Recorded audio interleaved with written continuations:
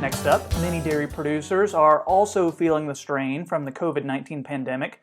That's resulting in gallons of milk going to waste because there's just not the market for it that there was a couple months ago. However, one option to get some value from the milk that would otherwise be thrown away is to use it as fertilizer.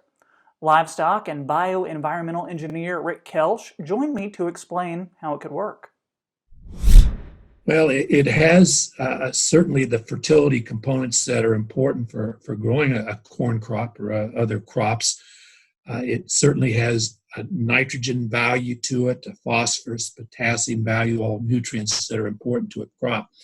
It's just that they're not going to be worth near as much as a fertility product as they would as a product that we put on the shelves of our stores.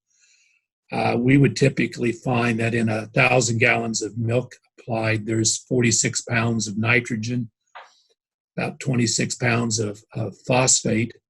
So you think in terms of applying maybe 4,000 gallons of milk per acre, you would have all the fertility needs of a corn crop for the nitrogen and some even a little bit left over for the next year's phosphorus needs. And you mentioned corn. Are there certain crops that this works better for than others? It certainly would gain its greatest value for a crop that is a non-legume crop, such as corn or wheat, as an example.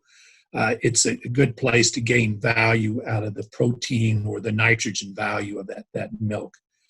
All of the nutrients in milk, whether it be the nitrogen, the phosphorus, are going to be a crop available in the very first year. So we would just, in the planning process, assume that 100% of that 46 pounds of nitrogen is going to be available to this year's crop.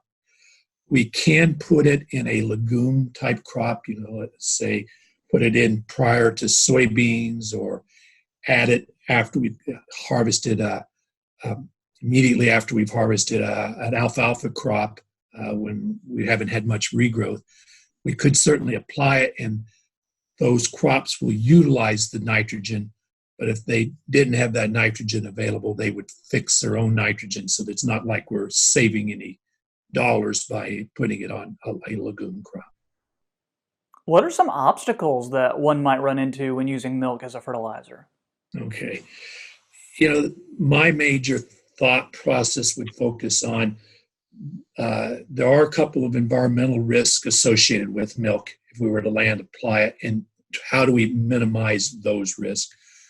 The first thing I'm concerned about is milk has a very high, what we call biological oxygen demand, and that's just when that milk gets into an aerobic environment like the soil, it's going to break down quickly with the microbes that are in that soil, and it's going to consume a lot of oxygen. So if milk were to ever reach waters of the state, it will use up that oxygen in that surface water and potentially kill fish.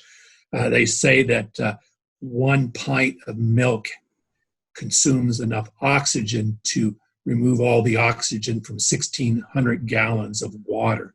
So it doesn't take a lot of milk in water to create an environmental risk.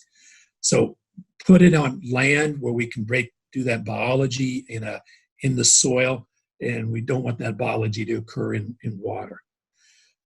The second issue we worry about is that milk is going to degrade pretty quickly. The aerobic bacteria in the soil are going to be breaking it down. But during that process, it's going to release a fair amount of odor. So it can be a concern for neighbors that are nearby a site where we've land applied milk. We'd like to see that milk incorporated into the soil if at all possible, either injected or dissed under. That should reduce most of those odors. If it's going to be surface applied, we'd really like to look at a weather forecast and ask in the next couple of evenings, what is the direction the wind is going to be blowing, and are there any neighbors downwind of where we were thinking of applying that milk?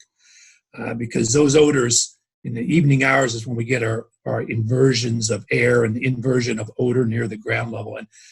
And if we avoid applying it in a location that would have neighbors downwind the next couple of evenings. That would minimize that risk of odors.